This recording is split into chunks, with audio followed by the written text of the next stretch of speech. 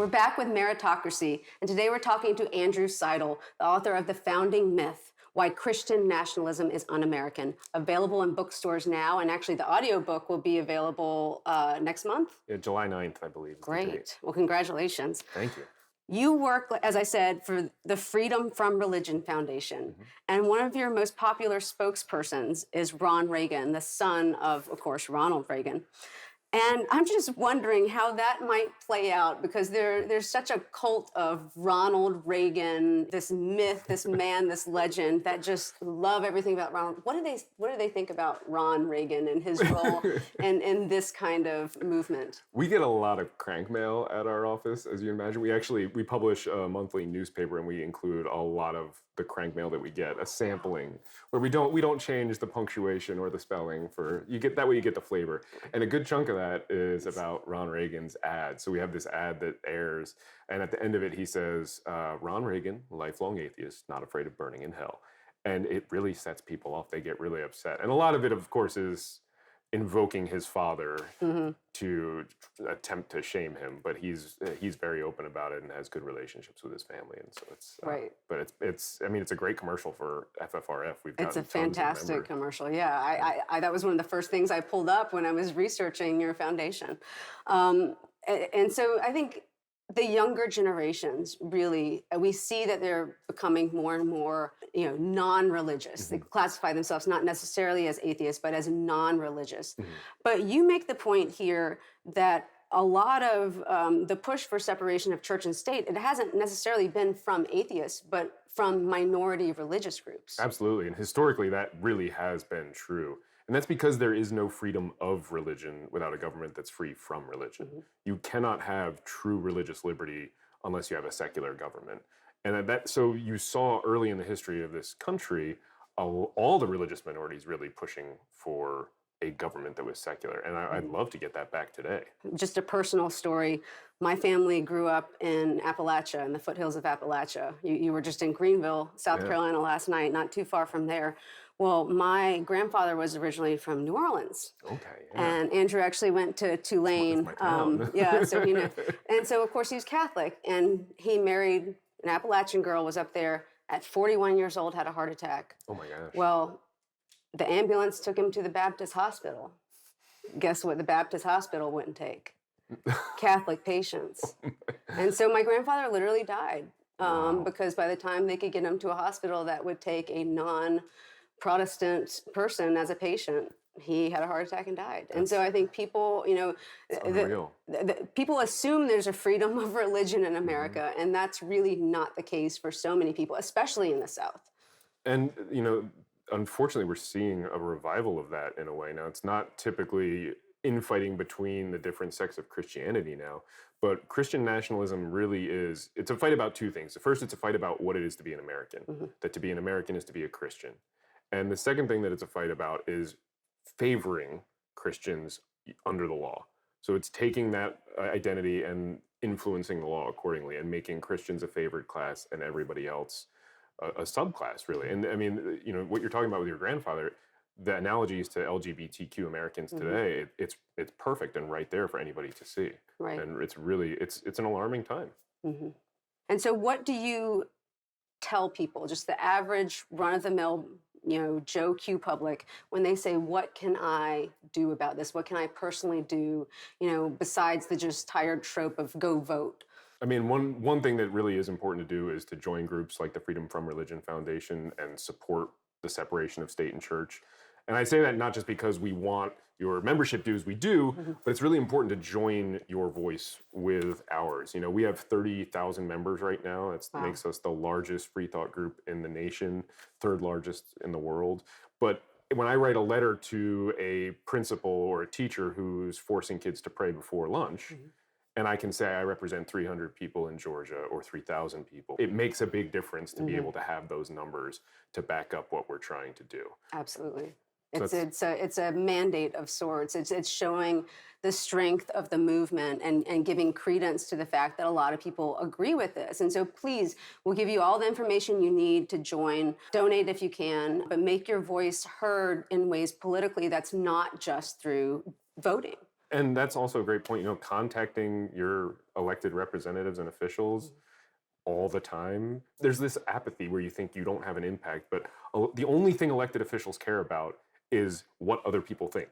That's all they care about. And if you don't tell them what you think, you don't have a voice. It's not just enough to get out there and vote now. It seems like the salvation to some of this, right, might be because I think it's so tied up with white supremacy. I think we're seeing some of the same sort of things is that these Christian nationalists see that the country is slipping away, right? They see this is kind of the last gasp of white nationalism, of Christian nationalism. They see that the country is becoming, multiracial. They see that the country is becoming, much younger and more, freedom of thought and acceptance of different cultures and different lifestyles.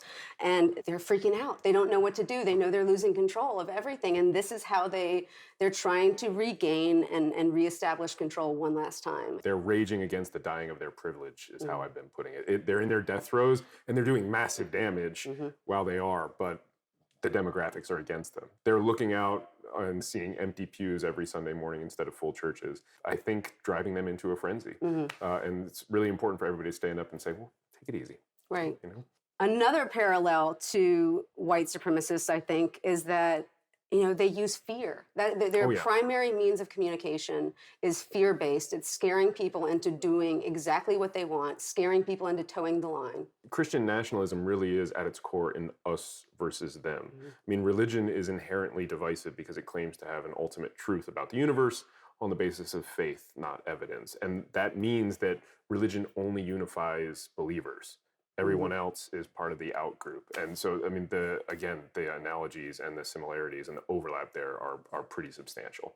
So do you think that soon there will be one big movement that kind of subsumes all of these disparate... It does kind of look that way. They're circling the wagons for sure.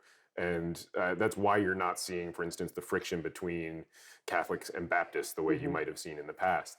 Eventually, you will see just kind of this core of white Christian nationalists fighting for this on the very, very fringe. And hopefully it's sooner rather than later. It's so interesting to think about the difference in race in this, because you always see political scientists will say that African-American Christians are the ones that are more conservative on social issues and things like that. And that's definitely not what's going on, at least at a voting level, among even, very conservative Christians here. And I was rereading The Souls of Black Folk late last year, and Du Bois has this quote in it that just hit me like a punch in the face.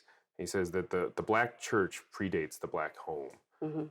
And I have not stopped thinking about that since then, and the importance of the black church in that community because of what he says right there. I mean, when you think that that's your primary means of organizing, that's your primary means of having any say in anything, and what that does change politically when African Americans have been disenfranchised for so many generations in America, that definitely has to play into some of this. And in very interesting ways that I didn't do a good enough job of exploring in this book, so I'm going to have to do that somewhere else. Well, good. We'll look for a second book follow-up then, because we need it. We need to know more things like this. We talked a little bit about how everyday people can be working to further this cause. What about other academics, other historians, lawyers, people that have expertise in some of these ways? What can they do to amplify the message and really try to bust this myth? Because it is a myth.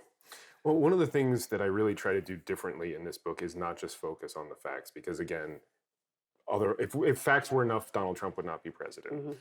He is just a ringing endorsement for facts not being enough to keep somebody like him out of office. We've got to do more. And that's why I use the word un-American to describe these Judeo-Christian principles and Christian nationalism. And what I try to do throughout the book is to give people not just the facts, but better arguments to stand up against Christian nationalism. And I think we have to take the gloves off, and I think academics do too, if we are going to defeat this. We are in a fight for our country's values right now. So if we hesitate to describe things that are un-American as such, we're going to lose. Our values and our lives, right? Because all of this is tied up into health policy and social policy. The disaster that's going to follow any kind of, anti-abortion ban that looks like it probably is going to happen. And now we don't even have the protection of the courts. Do you have hope for the next few years? I do. The next few years are going to be really hard. But overall, we are going to win this fight. We're going to win it with demographics, if nothing else. Mm-hmm. They really are raging against the dying of their privilege. The end is near, Mm-hmm. and they can see it. It's just a question of how much damage they can do in the meantime, and Right. how long it's going to take us to fix that. And Right. you mentioned it just a second ago. The thing that really alarms me as an attorney doing this is the way the courts have been stacked, and those are lifetime appointments.